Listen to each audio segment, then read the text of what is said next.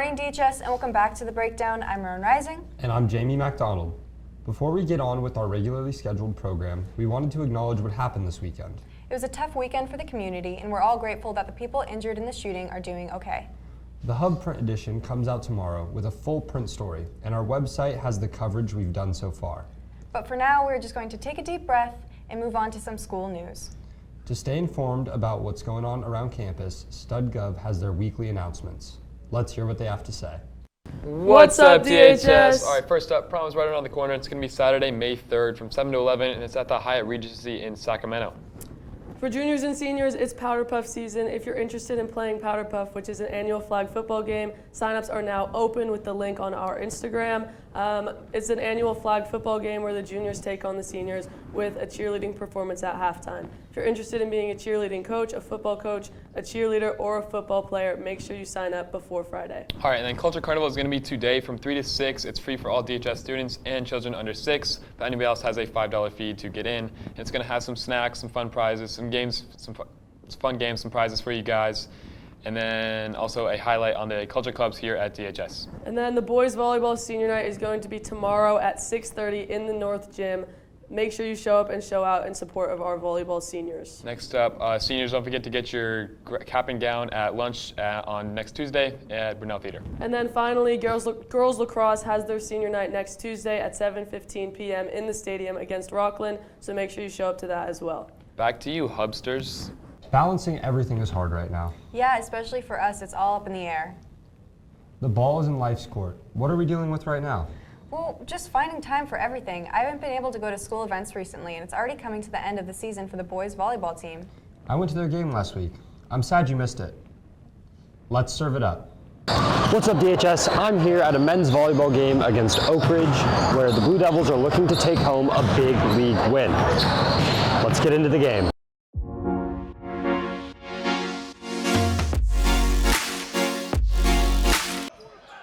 Davis was looking to make a splash against this Oak Ridge team that's ranked 21st nationally.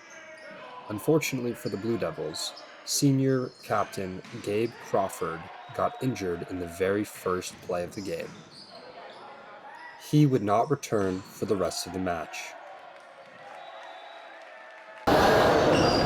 Hey guys, I'm here after the game. Unfortunately, Davis was not able to pull through and win the game. However, they kept 3 close battles throughout the night.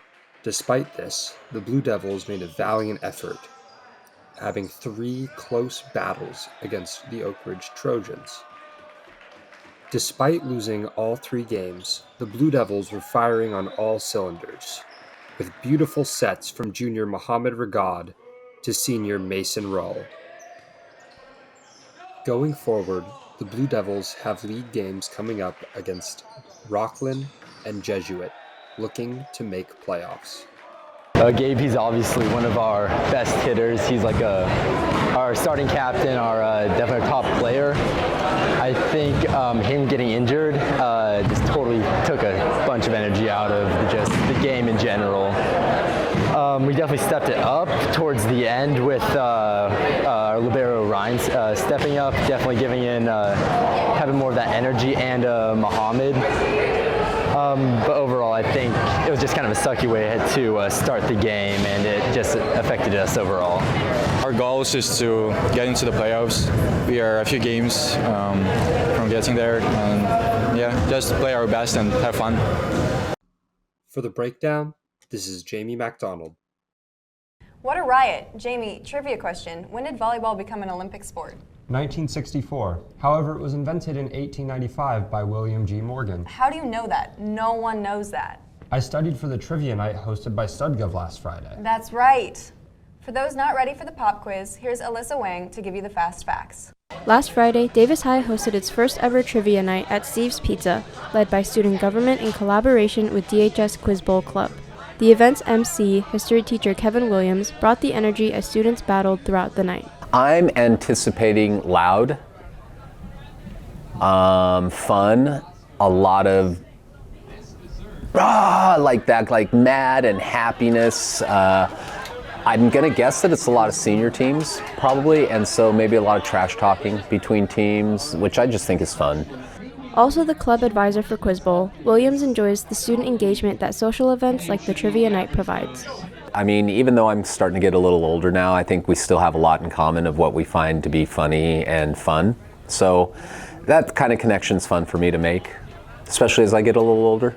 Trivia questions were divided into 3 categories: pop culture, general history, and TikTok brain rot.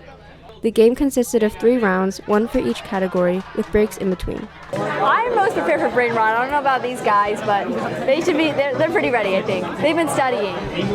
So I re-downloaded the app, and I've been forcing all these guys to spend multiple hours on Instagram a night, so I think it's working. Teams used buzzers provided by Quiz Bowl to buzz in, the first team to press and raise its buzzer having the first opportunity to answer the question. In the event of a tie, teams played rock, paper, scissors to decide. As for the prize, the winning team would win free grad night tickets for seniors and free tickets to next year's homecoming for underclassmen.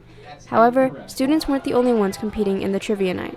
Oh, we heard it was going to be a blast, and we thought it would be fun, and we were going to find out how much we really don't measure up to other students. So we want to see how smart our students are. Yeah. No, we want to find out how much we don't measure up to the rest of our students.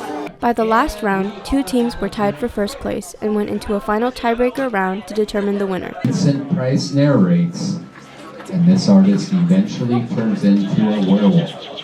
Michael Jackson? That is correct.